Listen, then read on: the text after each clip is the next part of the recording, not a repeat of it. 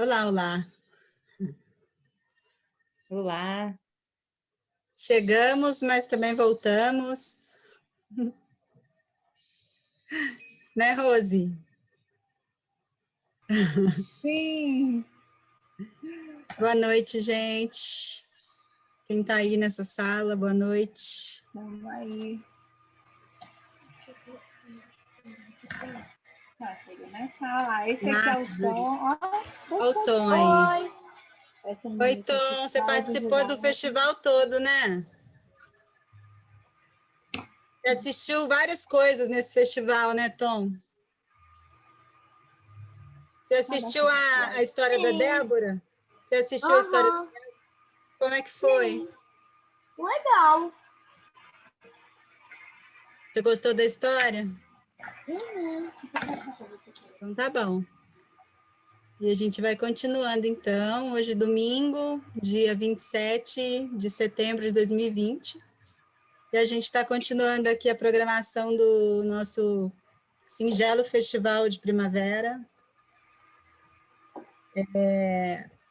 com o tema da Fonte à Foz, que está sendo realizado de forma autogestionada aí por um grupo de pessoas, e cada pessoa propôs uma história, uma roda, um momento, e está realizando esse momento, e com o pensamento em duas coisas importantes, que uma é pelas águas que correm daqui, da Serra do Caparaó, por isso da Fonte à Foz, e outra que a gente está num mutirão de solidariedade ao sítio Jaqueira, agroecologia em Alegre, que agora, dia 11 de setembro, teve 90% da sua área queimada, uma escola de agroecologia, de plantio de água, coordenada lá pelo Newton Campos e pela Ana Cláudia. E eles estão no momento agora de fazer a escola do pós-incêndio, que é um programa de recuperação de áreas degradadas, que a gente conheceu ontem com o Newton Prade, e a gente quer colaborar para que esse programa funcione, e esse programa basicamente é coletar água, aproveitar a primavera, as chuvas agora de setembro e outubro, coletar água para seguir plantando, para voltar a plantar.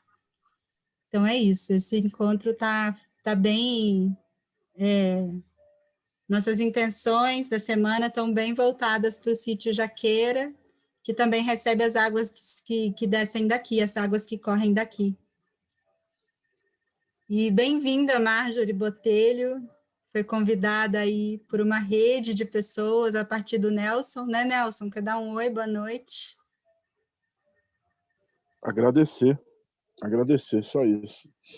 Eu tive a oportunidade de fazer isso no dia que a gente abriu com o Ricardo a reunião, o bate-papo, e tá aí, ó, o exemplo maior foi ver o Tom agora dando o depoimento de que ele participou do festival, ou seja, uma criança ter a oportunidade de se inteirar de tanto assunto bom, importante até para o desenvolvimento dela e do restante dessas crias aqui do Caparaó. É isso, agradecer a Marjorie também a presença, a disponibilidade de poder estar aqui com a gente conversando. Vamos lá. Rose?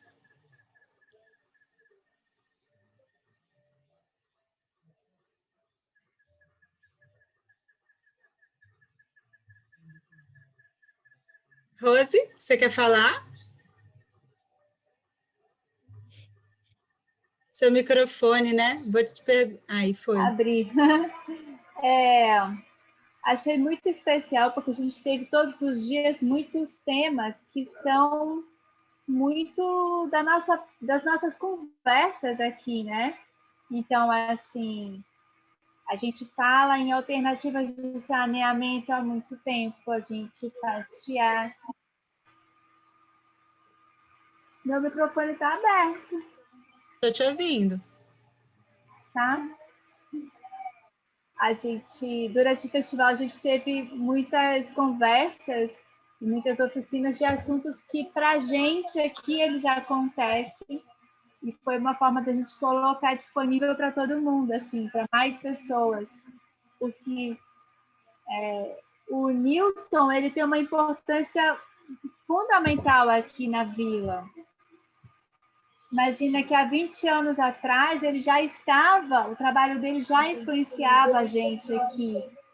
Então, assim, é muito importante o que a gente fez nesse festival, que foi disponibilizado, as conversas, as oficinas. Isso foi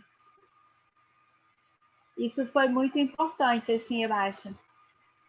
Acho que depois a gente pode continuar isso de outra forma. Essas conversas, esses assuntos vão ter outra dimensão depois disso. A gente tem um material já para a gente articular e mostrar e conversar mais. Assim. Sou muito grata a você, Marjorie, por você estar aqui. Gosto muito desse assunto que você vai trazer desse tema, porque eu sei pouco sobre ele e eu sinto que eu preciso saber mais. Vou aprender com você.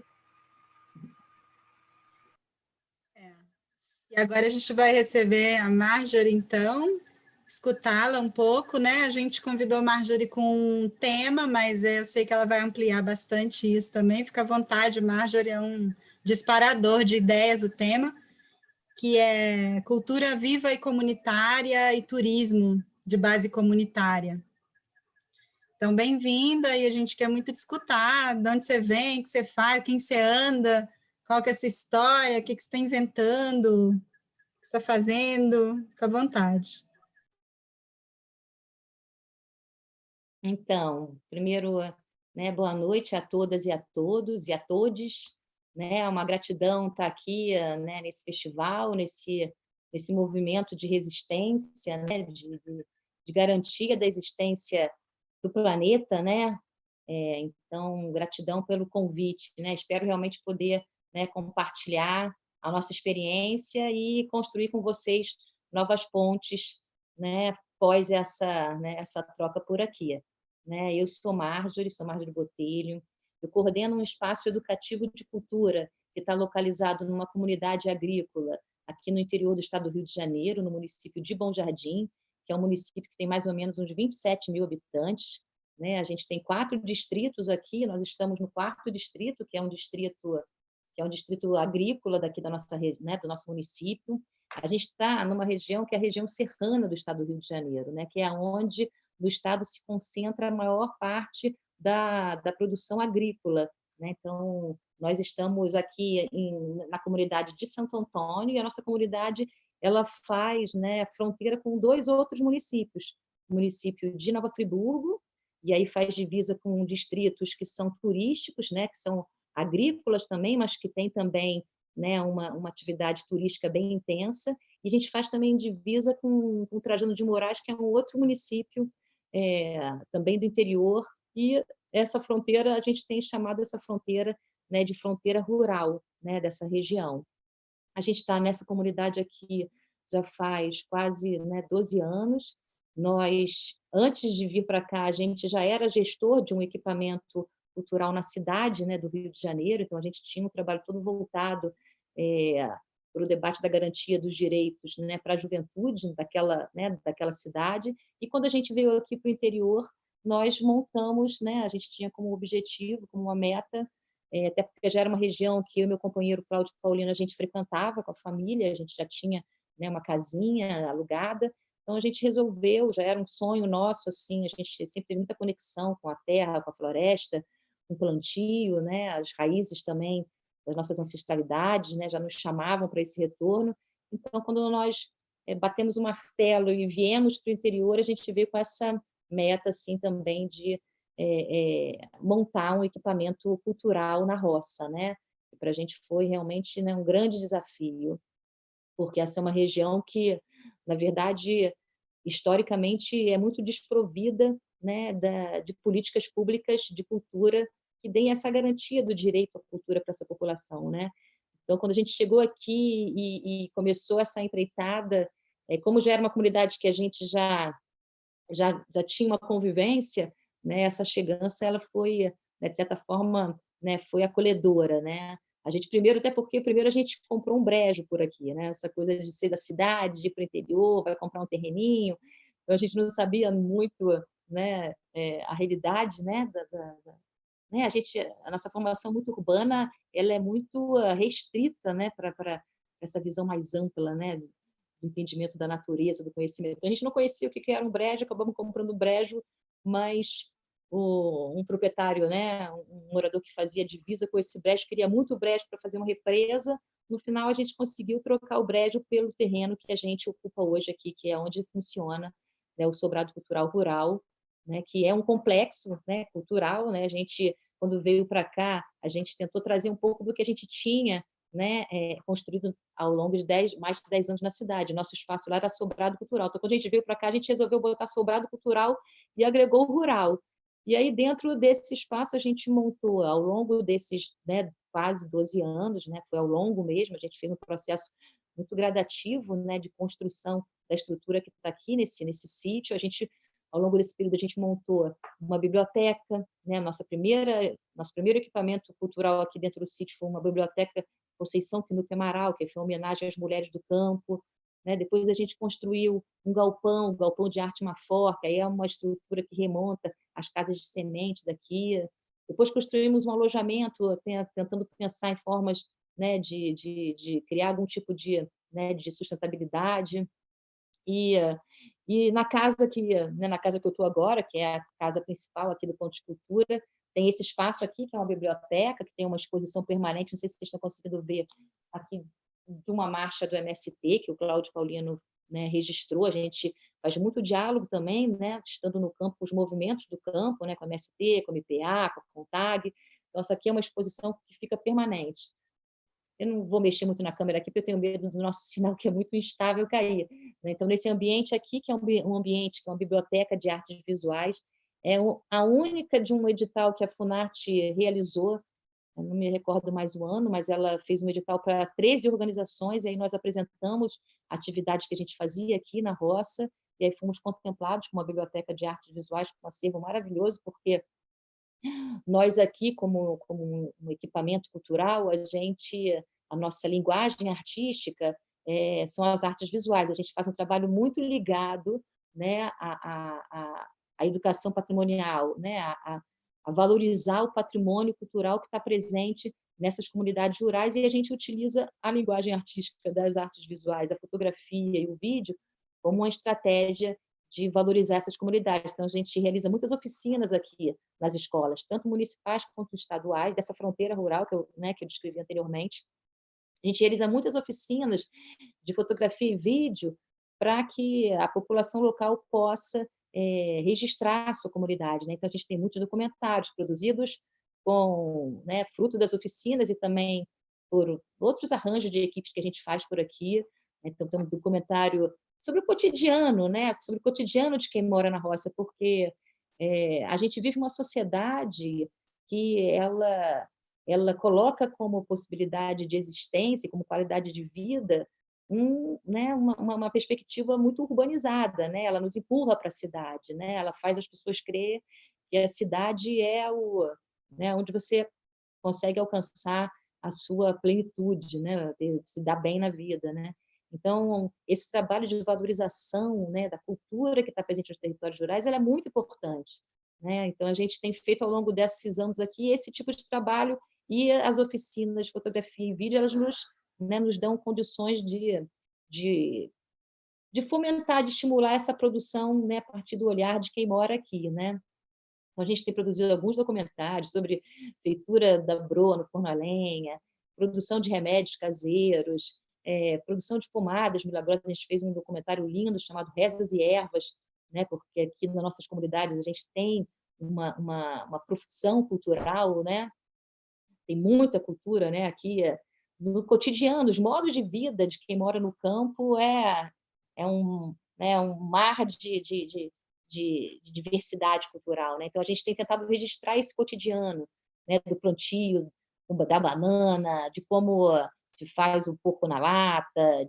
Então, a gente tem muito, né, tem muito essa linha também que dialoga com a produção de materiais, né, paradidáticos também para a escola, né, porque também é outra coisa que a gente acaba, na vivência na roça, vendo que os nossos espaços também educativos, né, de certa forma, também acaba contribuindo para esse êxodo, né? Na medida em que a gente não incorpora, né, a riqueza dessa cultura presente no nossa, né, nas nossas comunidades. Então, a gente tem feito muito trabalho nesse sentido, né? De valorizar a cultura, de valorizar como é bom ser da roça, como é bom ser roceiro, como é bom, como é importante, né, os trabalhadores e as trabalhadoras que garantem o alimento, né, o nosso alimento, né, porque a comida que a gente come, né, no nosso dia a dia, ela vem da agricultura familiar, né? Então a gente tem também valorizado muito, né, esse trabalhador, né, do campo. A gente trabalha muito também produzindo livros, sabe, assim, tipo livro de receitas de inhame, né? Então a gente faz uma oficina de fotografia que o resultado final é a produção de um livro de receitas de inhame das moradoras, feitas pelas mulheres aqui da comunidade. Então a gente tem muito, né, nosso trabalho dialoga muito esse diálogo entre as artes visuais e a educação patrimonial, né? Por conta disso, a gente foi reconhecido como biblioteca de artes visuais, fomos reconhecido como ecomuseu rural, né? A gente aqui tem muitos objetos de moradores, né? Armário, serra, serrote, depois, é porque o nosso sinal é muito estável, senão eu levava para vocês para verem aqui pertinho. É lindo, uma exposição permanente com os agricultores e agricultoras da região, uma exposição Saberes e Fazeres presente nos territórios rurais, que foi também uma estratégia, como a gente recebe muitas escolas aqui no nosso espaço, porque para algumas das nossas escolas nós também somos a única alternativa de vivenciar um ambiente na comunidade, né, diferente do espaço da escola, né? Que é um espaço que nos territórios rurais, enfim, no país como um todo, mas nos territórios rurais cumpre um papel muito importante, né? As nossas escolas do campo. Aqui a gente também dialoga e desenvolve um trabalho muito próximo às escolas do campo, né? Esse diálogo entre educação e cultura ele é super importante para os nossos territórios, até porque as escolas, para boa parte das crianças, adolescentes e jovens, é o único espaço de sociabilização que eles têm, né? Então, a gente aqui tem esse ecomuseu, que vem fazendo alguns roteiros aqui pela comunidade, né? As pessoas, tanto as escolas, as universidades, pesquisadores, pessoas interessadas, visitam aqui o nosso espaço, algumas vezes até através de residências artísticas, ficam morando por aqui para vivenciar um espaço educativo de cultura na roça, mas também a gente tem alguns roteiros aqui na nossa região. Então, muitas das vezes a gente leva, né, nossos visitantes para propriedades de agricultoras familiares, né, de mulheres e famílias que trabalham na agroecologia. Então, a gente visita muito uma mestra que a gente tem aqui, a Rosângela. A gente leva muitos grupos para visitar seu Ataíde. A gente faz rodas de conversa ali, do lado do fogão a lenha, para ele contar o tempo antigo. Então, a gente tem aqui alguns roteiros na nossa comunidade que a gente vem visitando, vem dialogando, né? E aí, nesse sentido, assim, esse turismo de base comunitária, o nosso turismo, ele dialoga com a discussão da base comunitária, mas ele é um turismo muito pedagógico, um turismo de experiência, de vivência, né? Onde a gente consegue fazer esses roteiros que tem como objetivo maior fortalecer, valorizar nessa população que está no campo. A gente tem aqui, eu vou falando, né? Se eu tiver que ter que parar, vocês me avisam, hein, gente? Que eu estou contando um pouco aqui da nossa experiência, né, como espaço educativo, né? A gente aqui então a gente tem esse espaço do ecomuseu, né? A gente dialoga muito com a museologia social, né? Com essa perspectiva de valorizar esses modos de vida, entendendo que são essas pessoas, né? A maior riqueza cultural que a gente tem, né, nessa comunidade. A gente vem também fazendo um diálogo muito grande com a agroecologia, né? A agroecologia para nós, a permacultura, todas essas formas que garantem a existência, né, dessa biodiversidade, né? A gente vem tentando garantir, né? Não dá para falar, né, de cultura sem falar de agroecologia, sem falar de educação do campo, sem falar de cultura alimentar, né? Assim, quando a gente pensa, né, hoje a dimensão da cultura, a gente está pensando numa cultura que ela tem as linguagens artísticas como um modo de se expressar, ela tem as manifestações culturais como uma forma de se expressar, né, a cultura de um povo, mas ela também dialoga com todas as outras situações que estão presentes e que, de certa forma, se não forem cuidadas, acabam com a cultura local, né? Se você não preservar o rio, se você não preservar o povo que pesca, se você não preservar aquele que cultiva, né, o agricultor, a agricultora, se você tiver todas as áreas sendo plantadas com agrotóxico, né, você acaba, de certa forma, exterminando a cultura, né? Então, defender a cultura desses territórios é defender que elas tenham equipamentos educativos, culturais, como os nossos, né, como os pontos de cultura, mas também que ela tenha, né, todo esse outro conjunto de situações que nos fazem, né, existir no campo. Então, a gente, nesse sentido, vem fazendo também muito um debate, um diálogo, né, na dimensão do debate das políticas de cultura, né, e de turismo, né. Então, nós tivemos né, uma oportunidade de ter vivenciado um governo popular, um governo que fomentou, né, que tirou a cultura, deixou que colocou a cultura num outro patamar, né? A cultura antes era apenas um bom negócio, né? Então a gente vive uma gestão com o Gilberto Gil, com o Juca, que cria um programa chamado Cultura Viva, que reconhece organizações de base comunitária como a nossa, que estão pelo país afora, como vocês e tantos outros grupos e coletivos, e os reconhece como ponto de cultura, né? Então esse programa é um grande marco, né, na história do nosso país, né, no que diz respeito a um entendimento mais amplo da cultura, mas também da inclusão dessa cultura de base comunitária, né? Não é cultura, né? A cultura ela tem vários segmentos, né? Ela pode ser entendida só pela sua parte do entretenimento, né? Ela tem que ser entendida também na sua dimensão cidadã, né? Então essa cultura da inclusão, essa cultura que amplia, que faz o debate como direito, né? A gente pôde viver né, essa oportunidade nesses últimos, né, enfim, desse marco né, do governo Lula e Dilma, né? Então, nesse contexto que você fala, né, dos pontos de cultura, que tem a ver com a lei de cultura viva, não é isso? Isso. E a Lei Cultura Viva tem uma curiosidade, assim, de entender como é que ela dialoga com a legislação municipal, né? Assim, o que as cidades constroem a partir da Lei Cultura Viva, assim, nesse contexto rural, por exemplo, cidades pequenas, em vilas, cidades mais rurais.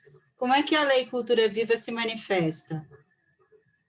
Então, a Lei Cultura Viva, ela inicialmente foi uma ação, foi fomentada pelo governo federal, né? Posteriormente, houve um processo de descentralização, e aí os estados, né? O governo federal repassava recursos para o Estado realizava, através de editais, de chamadas públicas, né? Processos de seleção para reconhecer, né? Organizações como pontos de cultura, né? No Espírito Santo, a gente tem pontos de cultura que foram reconhecidos no Espírito Santo. O Espírito Santo tem um fórum de pontos de cultura, num determinado momento era até fórum de pontos de cultura do Rio e Espírito Santo, num determinado momento da gestão pelo Ministério da Cultura.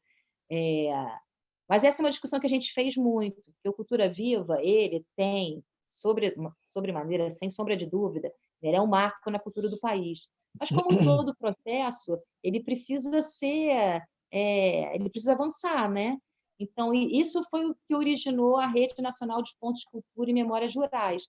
Foi exatamente a tentativa de fazer esse diálogo com o governo federal para fazer com que esse programa chegasse cada vez mais nas nossas comunidades, principalmente nas comunidades agrícolas, né, nas comunidades dos territórios rurais, porque quando a gente fazia uma análise orçamentária, financeira, do quanto de recurso estava indo para as áreas urbanas e para as áreas rurais, a gente identificava que a maior parte do recurso, né, ele acaba sendo destinado para as comunidades, para os territórios, né, urbanos, onde tem a maior concentração, né, de pessoas. Então, ao longo desse período do Cultura Viva, a gente fez um trabalho de base, né? tanto no movimento social, né? Tanto do nosso lado, né? Dos pontos de cultura, porque também as lideranças dos movimentos culturais, sociais, as lideranças do movimento acabam sendo também, elas acabam ficando muito restritas nas áreas urbanas, e a gente acaba participando muito pouco pela dificuldade de deslocamento para a capital, né? Financeiro, é custoso, é tempo, né? Então, a nossa participação acaba sendo sempre, de certa forma, invisibilizada, né? Ou dificultada. Então, essa rede foi muito importante, né? Sim, tem uma coisa interessante sobre as leis, né? Que é justamente quando as leis são, de certa forma, instaladas na sociedade pela própria sociedade, digamos, né? Onde o reconhecimento dos pontos de cultura deixa de ser um reconhecimento institucional, passa a ser um reconhecimento dos próprios grupos de si, né? Reconhecer-se como ponto de cultura e reconhecer a potência que existe em ser um ponto considerado um ponto de cultura, né? Toda lei é criada a partir de uma reflexão muito grande, muita gente construindo um texto comum, né?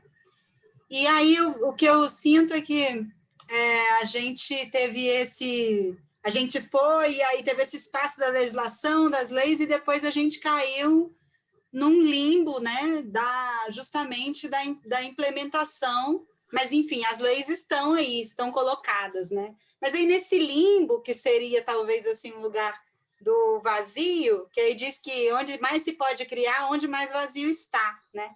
Então, assim, a ingerência governamental, a ausência do governo, ela gera outro movimento, que é o movimento das pessoas fazendo, né? Que é o movimento do nós por nós, então vamos lá, já que somos ponto de cultura, o que vamos fazer, né? Não que o poder público não deva, assim, eu acredito que o poder público é público, então tudo que a gente reconhecer enquanto parte de um grupo, de uma sociedade, pela nossa Constituição, deveria ser tratado de forma igualitária, mas não é. Então, existe, né, uma subjugação cultural, um apagamento cultural de determinadas expressões, favorecimento de outras, né? E aí, justamente, que me pergunto, queria saber da sua experiência, porque como a luta não é feita só de luta, né? A luta é feita de festa, de celebração, de conquistas também a partir da própria rede, né? Eu queria entender, assim, da sua perspectiva, como você vê, como que uma rede de pessoas pode se organizar para que a lei seja implementada desde de baixo para cima, digamos assim, né? Que a lei sendo reconhecida pelo povo, ela torna-se lei, né? Enquanto não, ela é um documento. E ela torna-se lei tanto na ação quanto na própria busca pela responsabilidade do poder público, né? Buscar que o poder público faça o que tem que fazer. E aí eu queria saber, assim, nesse momento em que 2015, que tudo vai baixando, que a cultura volta a ser relegada a uma secretaria, né, que se acaba o Ministério da Cultura, né, que vai se diluindo as políticas de cultura que estavam acontecendo através de grandes movimentos, que a própria movimento dos pontões deixa de ser apoiado, né, os pontos de cultura, os pontões deixam de ser apoiados diretamente. Qual foi a reação do movimento cultural, assim, né, de base? Hoje você sente que essa rede Pontões está viva? Como está a rede Pontões? Como ela funciona hoje, mesmo diante de tanto abandono? Gostaria de saber, assim, tipo, como que pode hoje um grupo se articular nessa rede né, e fortalecer essa rede, mas principalmente isso, né? Qual o movimento feito para superar o abandono governamental, digamos assim? Então, uma boa pergunta, né? Eu acho que, primeiro, assim, a gente tem que... Nós, né, aqui, defendemos políticas públicas de cultura, né? Acho que essa dimensão da garantia do direito à cultura é dever do Estado, né? E aí é diferente de pensar o SUS, pensar a saúde. A cultura...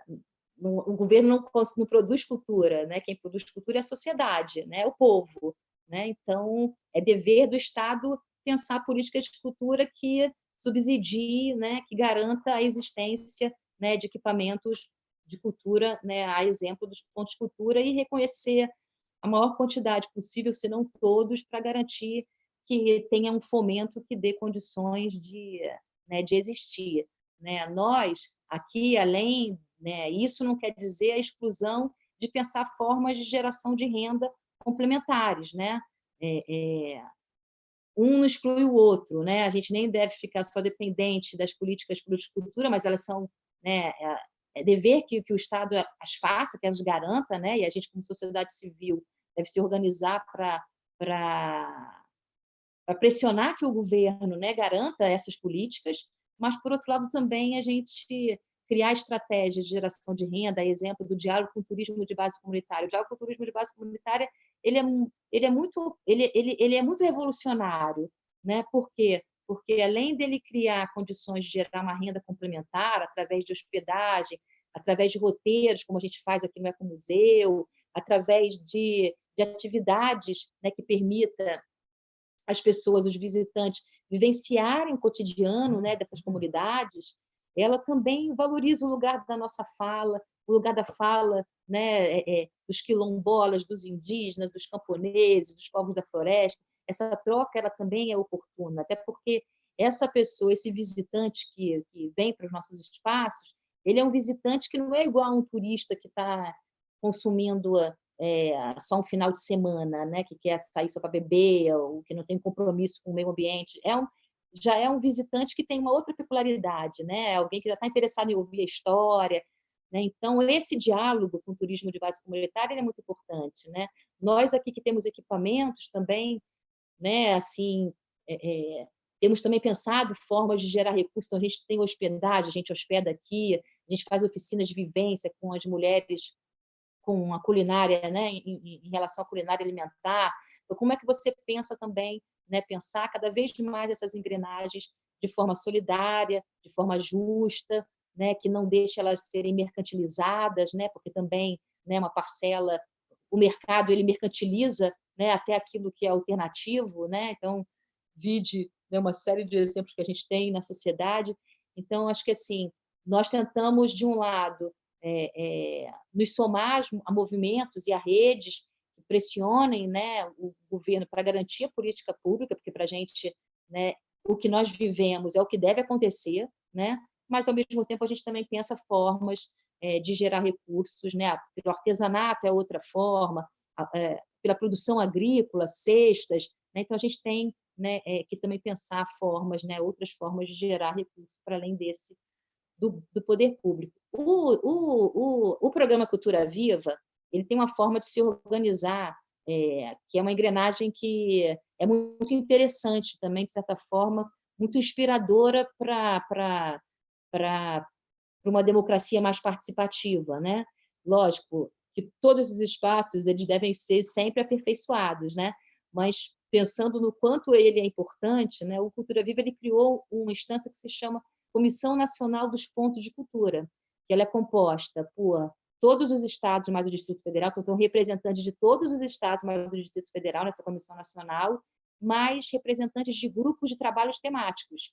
Esses grupos de trabalhos temáticos, eles eram demandados pela sociedade civil e eram eleitos e acolhidos para ser incorporados na Comissão Nacional durante as teias nacionais que aconteciam, que eram onde tinham os fóruns nacionais.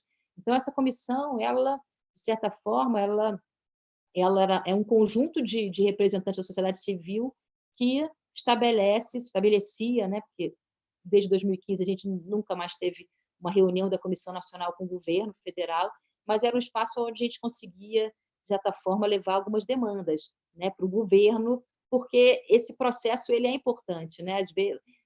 Muitas das vezes quem está no governo tem uma visão muito restrita do todo, né? Por isso que é muito bom quando as políticas chegam nos municípios, né? Porque a princípio as prefeituras deveriam conhecer mais, né? Pela proximidade à realidade, né? A nossa realidade do nosso cotidiano. Então, quando a gente viveu 2015 com a ausência desse diálogo, teve um momento de apatia, né? Até porque a gente estava num embate, né? Nenhuma das conquistas que houveram foram fáceis, foram também frutos de muita luta, muito diálogo, né? Da sociedade civil organizada com o governo, né? Com o Estado. Então, teve um momento né? De todo mundo, nossa, né? E agora, né? Para onde, como a gente se reorganiza? Mas teve o Ocupa-me, que quando o Ministério da Cultura do governo Temer, né, teve a tentativa de ser fechado, né, então os trabalhadores e trabalhadoras da cultura ocuparam, né, quase no país inteiro as estruturas do Ministério da Cultura, né, o que impediu até o seu fechamento. Né? A gente hoje vive um momento também fruto de uma organização dos movimentos culturais, dos trabalhadores da cultura, das trabalhadoras, tanto daqueles que estão na gestão pública, como aqueles que estão, como nós, na sociedade civil, né? E também em equipamentos privados, que como resultado é a Lei Aldir Blanc, né? que vem no momento que está demorando para chegar, o recurso está demorando para chegar, né? No seu destino fim, mas que vai ser um marco também, né? Porque é uma maior movimentação, é o momento da gente colocar para ser implementado o Sistema Nacional de Cultura, né? Onde esses 3 bilhões estão sendo repassados para estados e municípios. Né? A gente está vendo que muitos municípios ainda não conseguiram acessar, mais de 50% dos municípios ainda não acessaram esse recurso. Então, tem aí uma série de... E é um momento que a participação está muito... Tá muito efetiva, né? Por conta da Lei Aldir Blanc, você está reavivando aí uma movimentação nas cidades, nos estados, para ajudar, né, e para pressionar a gestão pública a fazer esse recurso, agora que já está regulamentado, chegar realmente através de editais, de chamadas públicas, né, na mão dos trabalhadores e trabalhadoras no momento, né, que é importante. No Cultura Viva, e aí a gente sempre pensa assim, né, as articulações, era bem igual o Fórum Social Mundial, né? Tem que ser local, né? Você tem que agir local e pensar global, né? Então, a primeira forma da gente se organizar tem que tentar ser localmente, né, com seus pares, com aqueles que estão vivendo a sua própria realidade, né? Ou regionalmente, ou, né, enfim, pensando um marco, né, que marque uma coletividade, porque também para você poder ir para esse diálogo, pressionar por políticas públicas, é bom que você esteja em movimento com um grupo, né, com um coletivo, né, com várias, tem essa capacidade de mobilização, porque uma andorinha só acabando fazendo grande estardalhaço, mas essa movimentação é importante agora, né? Então vocês, por exemplo, que estão aí no Espírito Santo, então, né, numa comunidade, num município que é um dos menores municípios, né, em termos populacionais, Menor. é o menor, né? Aqui também no estado do Rio de Janeiro, a gente também tem um município com 7 mil habitantes, que é Macuco, o município, o maior município aqui produtor de leite no Aqui estado são do Rio de 5 Janeiro. mil e pouquinho. Não, bem bonito, bem pequenininho. Mas tem muitos coletivos, tem muitos grupos, né? Mesmo sendo pequeno, a profusão cultural de coletivos e de artistas é muito grande, né? Então, você já se articula localmente, né? Para poder fazer com que esse recurso da Lei Aldir Blanc, eu não sei como é que está na situação, como é que está na realidade de vocês, chegue nesse município também. Porque, a princípio, todos os municípios... Nós três que estamos aqui somos conselheiros de cultura, estamos movimentando a Lei Aldir Blanc aqui.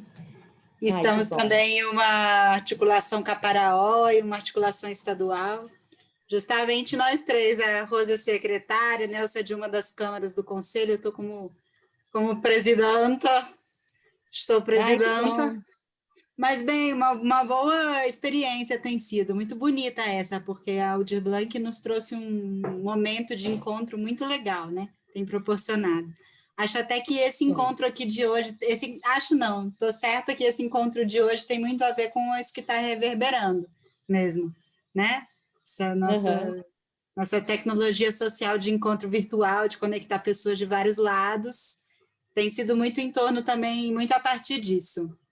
Muito importante falar da Lei Aldir Blanc e de como que aqui em Divino São Lourenço, né, a gente fez coletivamente um mapeamento, e esse mapeamento tá ampliando bastante o mapa cultural do município, está ampliando bastante para que a gente consiga construir um plano bem adaptado a essa realidade local.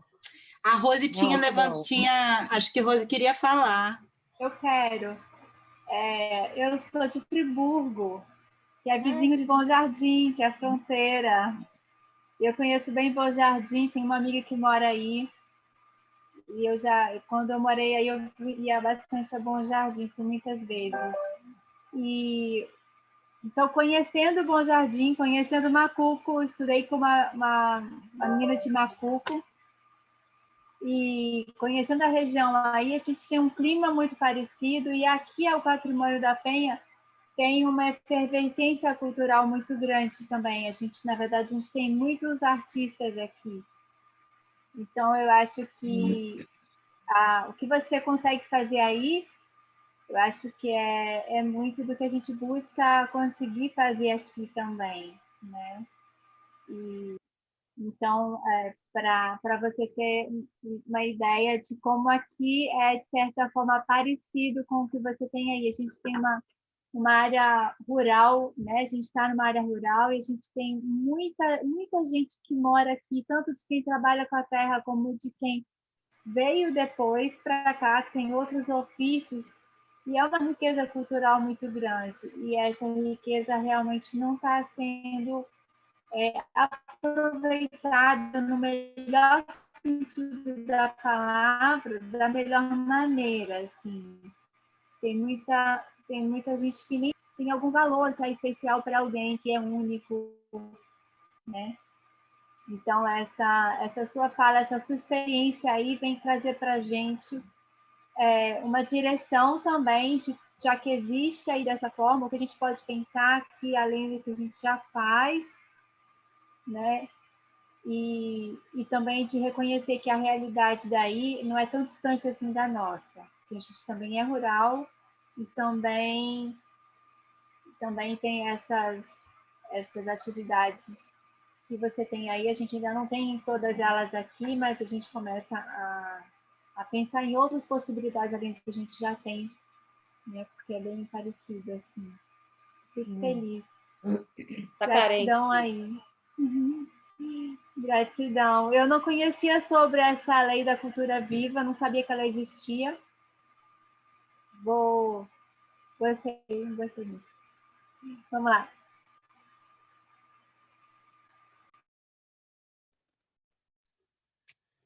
Bom, Marjorie, acho que foi muito bom de escutar essa experiência. Acho que nada se esgota num encontro, né? É impossível. Tenho certeza que você poderia contar muito mais para a gente. E o Cláudio? Cláudio, socorro, Cláudio. Minha internet caiu. Caio, não, você está online, a gente está te vendo. Só girou. Ela sentiu que caiu. Hoje está assim, o pessoal sente que vai cair antes de cair. Você já está tão conectado com a máquina, você já sabe quando ela vai dar defeito. Cláudio, vou cair, caiu. Mas enfim, estamos aí, estamos online. E a gente vai ver se ela volta em um minutinho. Enquanto ela não volta, quem quer pedir uma música?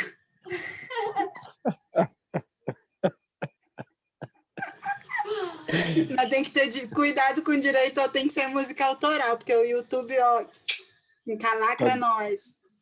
Tá desse jeito? Não Ô, pode, Nelson, mostra a sua imagem aí um pouco. Cara, eu tô na. Tá ruim, Eu tô né, aqui do amigo? Eu tô lado. brincando, fica de boa. Não, é sério, tá vendo? A gente espera a Marjorie um pouquinho, né, para ver se ela retorna, para fazer uma saudação final. Acho que foi Não dá pra me joia. ver, tá vendo? Eu tô do lado de fora. Um bloco preto. Estamos vendo seu vulto. Só. Seu vulto está ótimo. Atenção para a luz.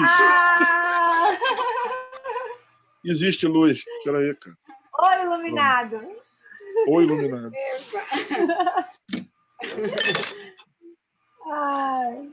Mas cara, muito massa a experiência da Marjorie, né? Achei ótimo escutá-la. Não, fantástico. Eu também gostei muito. Eu nunca fui nesse distrito que ela falou, não, mas Bom Jardim eu conheço bastante, assim, já fui muito lá. Estudei com pessoas que moravam lá também. Ela deu o caminho das muito pedras, né, cara? Mostrou como é que funciona a questão da relação com toda a comunidade, né? Como é que ela se relacionou com a comunidade, tudo isso. Ela está chamando aqui no WhatsApp dizendo que está tentando entrar.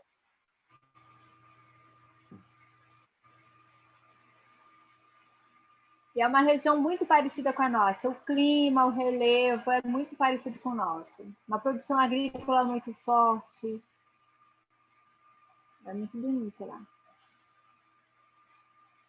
Eu tenho um tio que mora em Bom Jardim, num sítio.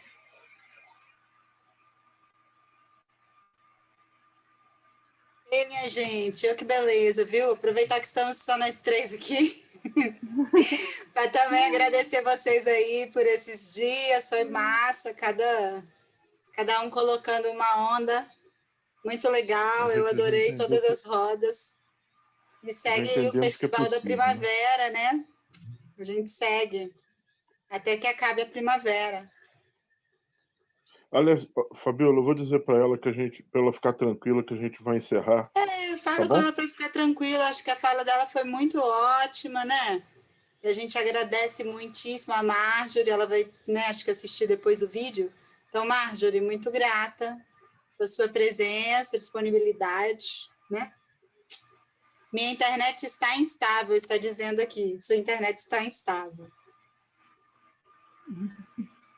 Gastei todos os dados. Nossa Senhora da Banda Larga trabalhou muito bem esses dias, proveu banda para nós todos, Pati, a banda, nós, larga.